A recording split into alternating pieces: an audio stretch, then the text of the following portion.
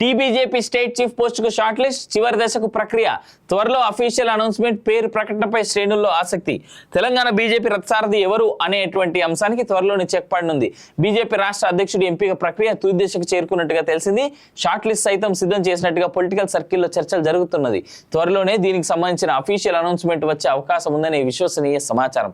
BJP జాతీయ నాయకత్వం కూడా ఈ అంశంపై దూకుడు పెంచినట్టు తెలుస్తున్నది. రాష్ట్రంలో స్థానిక సంస్థల ఎన్నికలు సమీపిస్తుండటంతో ప్రక్రియను స్పీడప్ చేసినట్టు సమాచారం. అయితే ఈ ప్రక్రియ దాదాపు తుదిదశకు రావడంతో శ్రేణుల్లో ఆసక్తి నెలకొంది. ఎవరిని ఫైనల్ చేస్తారోనని ఉత్కంఠగా మారింది. లోకల్ బాడీ ఎలక్షన్స్ నేపథ్యంలోనే రాష్ట్రంలో త్వరలో స్థానిక సంస్థల ఎన్నికలు జరిగే అవకాశాలున్నాయి. ఈ నేపథ్యంలో కమల దళపతి నియామకంపై బీజేపీ అధిష్టానం ఫోకస్ పెట్టింది. లోకల్ బాడీ ఎలక్షన్స్ లో పోటీ చేసే సగం మేర సీట్లు సాధిస్తేనే తెలంగాణలో వచ్చేసారి అధికారం సాధ్యమని కమలనాథులు భావిస్తున్నారు. స్థానిక ఎన్నికల్లో బీజేపీ నాయకులను గెలిపించుకుంటామని ఇటీవల జరిగిన రాష్ట్ర కార్యవర్గ సమావేశాల్లో బీజేపీ ఎంపీలు శపథం చేశారు. మరి దానికి ఎలాంటి వ్యూహరచన చేస్తున్నారనేది సస్పెన్స్ గా మారింది.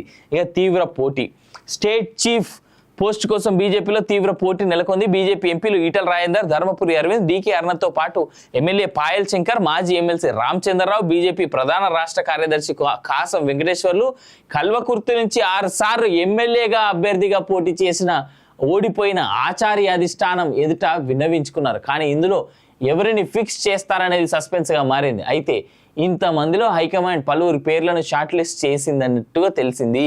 దీనిపై అభిప్రాయ సేకరణ కూడా పూర్తయినట్టుగా సమాచారం. 2 పేర్లను పరిశీలనలోకి తీసుకున్నట్టు తెలుస్తుంది. మరి అందులో ఉన్న పేర్లు ఎవరనేది సస్పెన్స్గా మారింది. పార్టీ ఎవరిని ప్రకటిస్తుందా అనే ఉత్కంఠతో శ్రేణులు ఎదురు చూస్తున్నాయి. అయితే ప్రెసిడెంట్ నియామకంపై భిన్నాభిప్రాయాలు వినిపిస్తున్నాయి. జాతీయ అధ్యక్షుడు ప్రకటన తర్వాత ఉండే అవకాశం ఉందని పలువురు చెప్తుండగా నవంబర్ తర్వాతే అని మరికొందరు అభిప్రాయపడుతున్నారు. మరి హైకమాండ్ ఎలాంటి నిర్ణయం తీసుకుంటున్నటువంటిది వేచి చూడాల్సినటువంటి అంశం. అయితే బీజేపీలో ఒక ఆనవాయితీ ఉన్నది. ఇది చాలా మందికి తెలుసు అని నేను అనుకుంటా ఉన్నా. నేషనల్ పార్టీ ప్రెసిడెంట్ అనౌన్స్మెంట్ తర్వాతనే స్టేట్ పార్టీ ప్రెసిడెంట్స్ అనౌన్స్మెంట్ ఉంటుంది. ఎందుకో చెప్తా చూడండి నేను. అయితే స్టేట్ ప్రెసిడెంట్స్ని అనౌన్స్ చేస్తే నేషనల్ ప్రెసిడెంట్ మీద ఏమైనా కొంచెం నెగిటివ్ ఇంపాక్ట్ ఏమైనా ఉంటుందేమో అనేటువంటిది ఒక ఆనవాయితీ. బీజేపీ ఎప్పుడు కూడా పై స్థాయి ఫస్ట్ కరెక్ట్ చేస్తే దాని తర్వాత కింది స్థాయికి వస్తూ ఉంటుంది. పై స్థాయి అంటే ఏంది? ఇప్పుడు జేపీ నడ్డా యొక్క ఏమంటారు, తన పదవీ కాలంని మొన్ననే పెంచారు. అది డిసెంబర్కి కంప్లీట్ అయిపోతా ఉన్నది. ఆయన పదవీ కాలం అయిపోయిన తర్వాత నడ్డా ప్లేస్లో ఎవరు వస్తారు? నన్ను అడిగితే మాత్రం శివరాజ్ సింగ్ చౌహాన్ మామ ఎవరైతే ఉన్నారో మామని అక్కడ పెడితే చాలా మంచిదని నేనైతే కోరుతా ఉన్నా. ఇది నా ఒపీనియన్ అంతే. ఇక వాళ్ళు ఏం డెసిషన్ తీసుకుంటారో వాళ్ళ ఇష్టం. డిసెంబర్లో జేపీ నడ్డాకి సంబంధించినటువంటి పదవీ కాలం ముగిసిన తర్వాత నడ్డా ప్లేస్లో ఎవరిని నియమిస్తారో ఫస్ట్ చూసిన తర్వాత నడ్డా తర్వాతనే ఏ స్టేట్స్ ఏవైతే ఉన్నాయో అన్ని స్టేట్స్కి సంబంధించినటువంటి ఆ స్టేట్ చీఫ్లని మార్చబోతా ఉన్నారు చాలా చోట్ల టు బి ప్రిసైజ్. అయితే ఇక్కడ మన తెలంగాణకు వస్తే ఇక్కడ ఈటల రాజేందర్, ధర్మపురి అరవింద్, డీకే అరుణతో పాటు ఇక పాయల్ శంకర్, రామచంద్రరావు ఈ one of the worst candidates. ఈయన కనుక పొరపాటున ఇస్తే ఇచ్చేందుకు అవకాశం అయితే లేదు.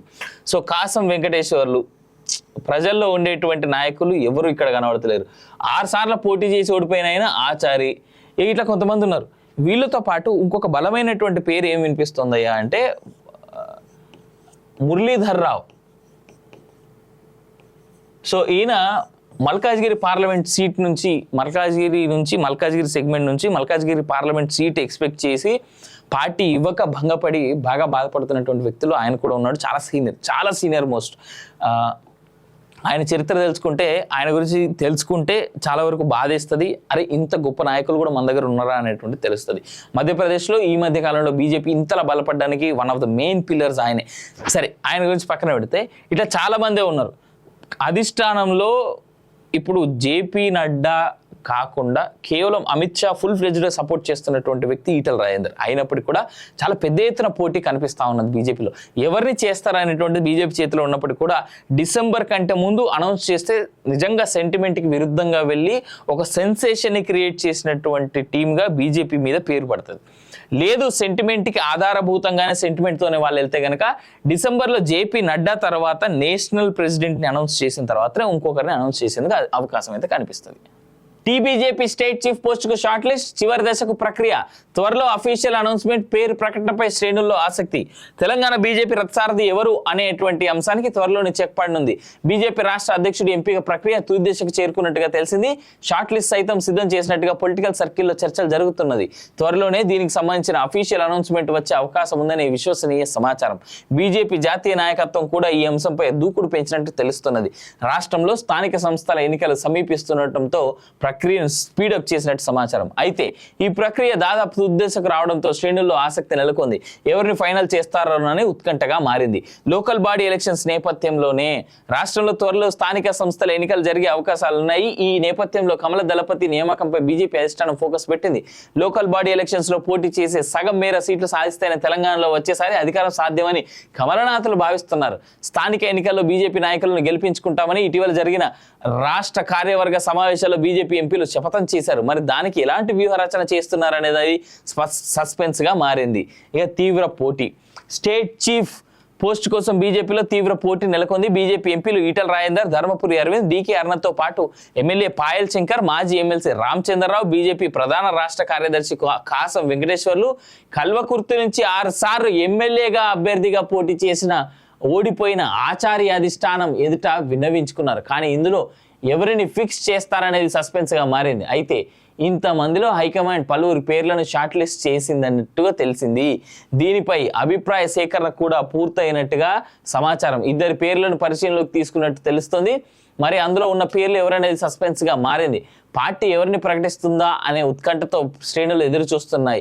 అయితే ప్రెసిడెంట్ నియామకంపై భిన్నాభిప్రాయాలు వినిపిస్తున్నాయి. జాతీయ అధ్యక్షుడు ప్రకటన తర్వాత ఉండే అవకాశం ఉందని పలువురు చెప్తుండగా నవంబర్ తర్వాతే అని మరికొందరు అభిప్రాయపడుతున్నారు. మరి హైకమాండ్ ఎలాంటి నిర్ణయం తీసుకుంటున్నటువంటిది వేచి చూడాల్సినటువంటి అంశం. అయితే బీజేపీలో ఒక ఆనవాయితీ ఉన్నది. ఇది చాలా మందికి తెలుసు అని నేను అనుకుంటా ఉన్నా. నేషనల్ పార్టీ ప్రెసిడెంట్ అనౌన్స్మెంట్ తర్వాతనే స్టేట్ పార్టీ ప్రెసిడెంట్స్ అనౌన్స్మెంట్ ఉంటుంది. ఎందుకో చెప్తా చూడండి నేను. అయితే స్టేట్ ప్రెసిడెంట్స్ని అనౌన్స్ చేస్తే నేషనల్ ప్రెసిడెంట్ మీద ఏమైనా కొంచెం నెగిటివ్ ఇంపాక్ట్ ఏమైనా ఉంటుందేమో అనేటువంటిది ఒక ఆనవాయితీ. బీజేపీ ఎప్పుడు కూడా పై స్థాయి ఫస్ట్ కరెక్ట్ చేస్తే దాని తర్వాత కింది స్థాయికి వస్తూ ఉంటుంది. పై స్థాయి అంటే ఏంది? ఇప్పుడు జేపీ నడ్డా యొక్క ఏమంటారు, తన పదవీ కాలంని మొన్ననే పెంచారు. అది డిసెంబర్కి కంప్లీట్ అయిపోతా ఉన్నది. ఆయన పదవీ కాలం అయిపోయిన తర్వాత నడ్డా ప్లేస్లో ఎవరు వస్తారు? నన్ను అడిగితే మాత్రం శివరాజ్ సింగ్ చౌహాన్ మామ ఎవరైతే ఉన్నారో మామని అక్కడ పెడితే చాలా మంచిదని నేనైతే కోరుతా ఉన్నా. ఇది నా ఒపీనియన్ అంతే. ఇక వాళ్ళు ఏం డెసిషన్ తీసుకుంటారో వాళ్ళ ఇష్టం. డిసెంబర్లో జేపీ నడ్డాకి సంబంధించినటువంటి పదవీ కాలం ముగిసిన తర్వాత నడ్డా ప్లేస్లో ఎవరిని నియమిస్తారో ఫస్ట్ చూసిన తర్వాత నడ్డా తర్వాతనే ఏ స్టేట్స్ ఏవైతే ఉన్నాయో అన్ని స్టేట్స్కి సంబంధించినటువంటి ఆ స్టేట్ చీఫ్లని మార్చబోతా ఉన్నారు చాలా చోట్ల టు బి ప్రిసైజ్. అయితే ఇక్కడ మన తెలంగాణకు వస్తే ఇక్కడ ఈటల రాజేందర్, ధర్మపురి అరవింద్, డీకే అరుణతో పాటు ఇక పాయల్ శంకర్, రామ్